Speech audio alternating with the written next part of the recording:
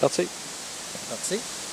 Fait que là, pour le prochain essai, je vais prendre une pointe Rage, qui est une pointe qui est assez nouvelle, puis que j'ai eu des bons commentaires. C'est une pointe qui fait le job dans un chevreuil, dans un orignal et dans un ours.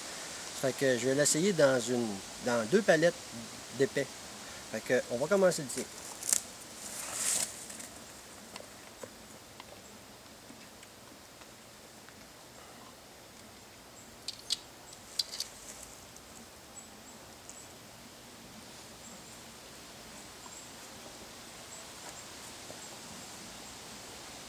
OK? C'est bon.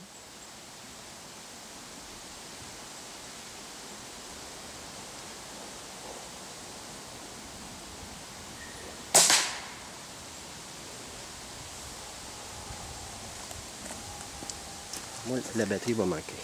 Attention, parce que j'ai l'impression que la batterie flash. Hein? Question de seconde, on va te mettre tout perdre. Bon, puis on va faire fermer. Puis... Ouais. Non, je ferme pas. Je vais le faire en direct, là. Bon, mes batteries flash. Je ne sais pas si on va manquer de courant. On a le temps de voir le travail de la Rage. En tout cas, à défoncer les 2 palettes sans problème, complètement ouvert à l'impact. C'est l'enfer. Hein?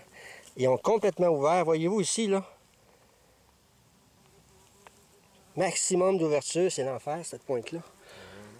J'en ai 2 doubles d'épais, palette d'épaule. Vous voyez l'autre côté, elle a fait la job, c'est terrible.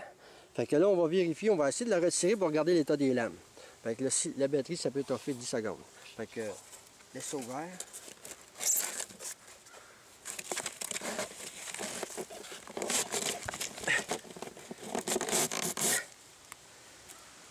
On va regarder l'état des pointes.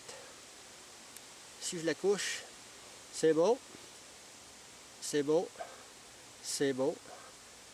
Ils sont encore assez coupantes. Sauf qu'ici, OK, ils ont perdu juste un peu de la largeur, mais il y a quand même encore au moins 1 pouce. C'était de 1 pouce et demi au départ. Ils ont au moins encore peut-être 1 pouce et quart parce que si je la retire, mais en tout cas, les lames ont fait la job. Fait que la pointe Rage, c'est une très bonne pointe. Comme vous pouvez voir, elle a complètement ouvert. On le voit ici, là. Ça c'est la première. Elle a ouvert dans la 2e palette. Regarde ici. Vois-tu ici, là? Oui. C'est clair, là? Voyez-vous? Dans la 2e, elle a complètement ouvert. Elle en a défoncé 2. Fait que la Rage est considérée dans les très bonnes. Puis quand même, la Spitfire, je l'ai essayé juste dans un double d'épaule parce que normalement, un orignal, tu tires première épaule d'un côté. C'est rare que ça a 2 palettes d'épais. Mais moi, c'est pour voir une arbalète. C'est que, disons, ça a évolué depuis 30 ans. Il y a 30 ans, là, une palette d'épaule à l'arc, c'était un animal perdu. Je pense qu'aujourd'hui, avec une arbalète qui est très performante, c'est pas conseillé une palette d'épaule, mais comme on voit, si le gars est bad bloqué, s'il attrape la palette avec une arbalète, il rentre dedans, puis ça va défoncer les poumons. Fait que j'ai appris ça aujourd'hui, j'avais jamais fait le test. Fait que, mais je ne conseille pas d'essayer de tirer une palette d'épaule. C'est à éviter. C'est beau. Parti. OK.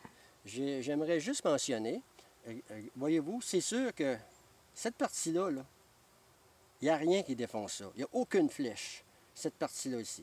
Mais pour ce qui est du restant, là, toutes ces parties-là, même ici dans l'épais, un double d'épais, l'arbalète avec une pointe fixe, ça c'est sûr, ça défonce.